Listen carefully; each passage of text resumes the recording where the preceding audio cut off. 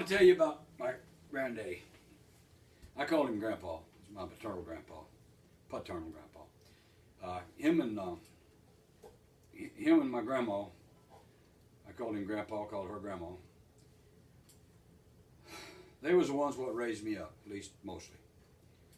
And Grandpa was raised back in the eastern part of Kentucky, born and raised there. And the way he told it, from the time he was, about the time he hit his teens, I suppose, he always carried a 38 in his hip pocket, and from what I can understand, he always wore overalls like I do, and always wore them when I knew him. The only time he ever put on any fancy duds was like to a funeral or something, or I remember one time he headed off to Nashville in order to cut a record, and he got as far as the Green Door Tavern in Summersville, but he had good intentions. But he used to, the time he was a kid, he picked banjo, played fiddle, and he played about any instrument.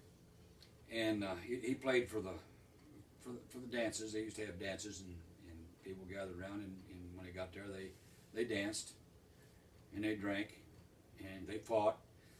Grandpa did all them, but mostly he played.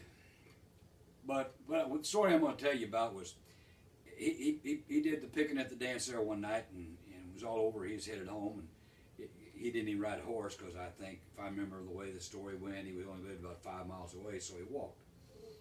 And he had a friend that was there, and his friend came to him and asked him before they headed home, asked him if he could borrow his gun for the night, or borrow his 38. And Grandpa said, "Well, what do you need to borrow my 38 for?" He said, "Well," he said, "there's some guys that's been kind of like after me, and I expect them to gang up on me tonight. I just want to have something to defend myself and scare them off with, maybe. So I don't want to shoot anybody. I just want to let them know that I can." Well, he talked Grandpa into it. Grandpa, it was against his better sense, but he did it anyway.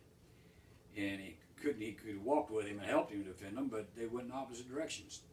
So Grandpa, he's heading home, and on the way now, he thought, I better get something just in case something happens to me to defend myself. And he picked him up some rocks. Now Grandpa, he could have probably been a professional baseball pitcher if they I don't know if they had such as that back in the early 1900s. I mean, probably did, but this was somewhere probably between 1905 and 1910, from what I figure.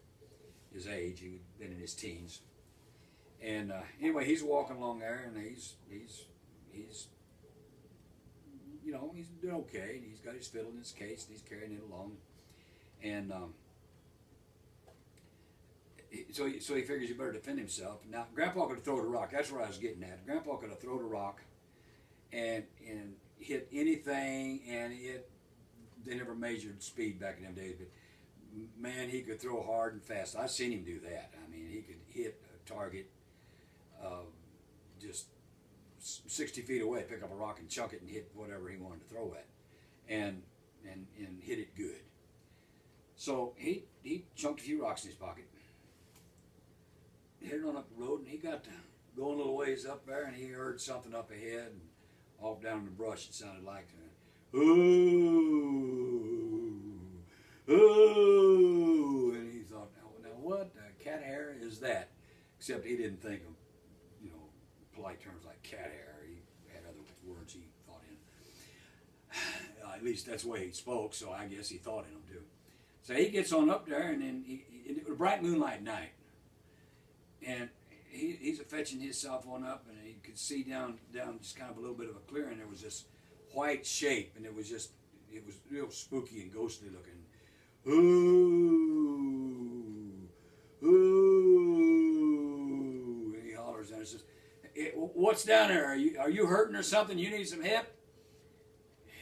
It didn't. It just ooh, ooh, and he hollered down there a time or two, and he said, "All right, I'm fixing to rock you, and I got rocks, and I'm going to start pitching them your way."